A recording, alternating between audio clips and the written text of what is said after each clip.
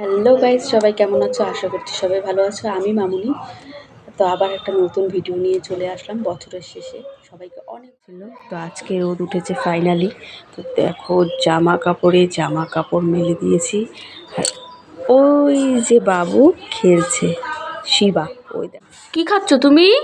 কি খাচ্ছ? বাউলি খাচ্ছ? কেমন? কে এনে দিছে? বুড়ি।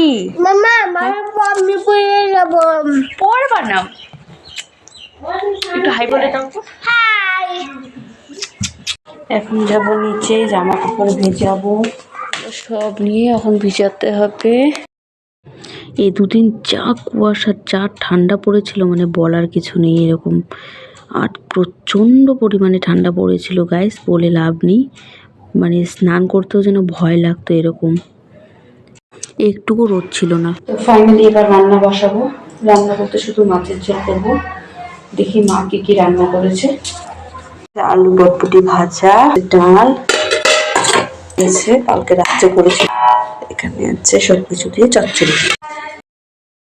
সংসারের কাজকর্ম তো সব করতেই হবে, তার মধ্যেও নিজেকে সময় দেওয়াটা বেশি জরুরি। সব কাজের মধ্যে সংসার সামলানো, বাচ্চা সামলানো, তারপরেও নিজেকে হ্যাপি রাখাটা মোস্ট ইম্পর্টেন্ট আমি মনে করি। যদিও আমাদের সংসারের জন্য অনেক কিছুই হয়ে ওঠে না। হাজব্যান্ডকে সময় দিতে হবে, নিজেকে সময় দিতে হবে, শ্বশুর শাশুড়ি বাচ্চা সবাইকে ভালো রাখতে হবে। তাহলে আর এদিকে আমি দিয়ে দিচ্ছিলাম মাকে ভাত, তখনও কিছু খায়নি। বেলা অনেকটাই হয়ে গিয়েছিল, প্রায় সামথিং 12:30টাও পার হয়ে গেছিলো, এরকমই হবে। তো তখন ভাত দিয়ে দিলাম, মাও খেয়ে নিল। এদিকে আমি ভাতটা উপর দিয়ে দিচ্ছি। তোমাদের সাথে কথা বলতে বলতে ভাত উপর দেওয়া প্রায় হয়ে গেল।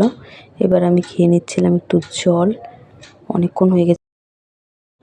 এখানে আমি বলছিলাম আমাকে ভাত না দিলেও চলবে একবেলা, কিন্তু আমার পানটা লাগবে, কারণ পান ছাড়া গাইজ আমি একদমই চলতে পারি না। পানটা আমার সাথে লাগবেই। আর এদিকে দেখো তোমাদের সাথে কথা বলতে বলতে আমার ঝোলটা ফুটে গেছে। একে একে মাছগুলো ছেড়ে দিচ্ছি। তো করেছিলাম মাছের ঝোল, ডাল, ভাত এগুলোই করেছিলাম। আর এদিকে আবার বাসন মেজে নিচ্ছি। বাসন মাজতে মাজতে আবার দিদির সাথেও কথা বলছিলাম। দিদি জানি আমাকে কি বলছিল, তখন অতটা খেয়াল নেই। তখন দিদির সাথেও কথা বলে নিচ্ছিলাম। তো এদিকে আমার বাসনটাও ধোয়া হয়ে গেছে। এদিকে আবার দেখছি যাতে ঝোলটা না পুড়ে যায়। এদিকে চলে গেছিলাম একটু কাকিমাদের বাড়িতে, দরকার ছিল। আর এইদিকে দেখো স্নান করে চুটকিতে চলে আসলাম।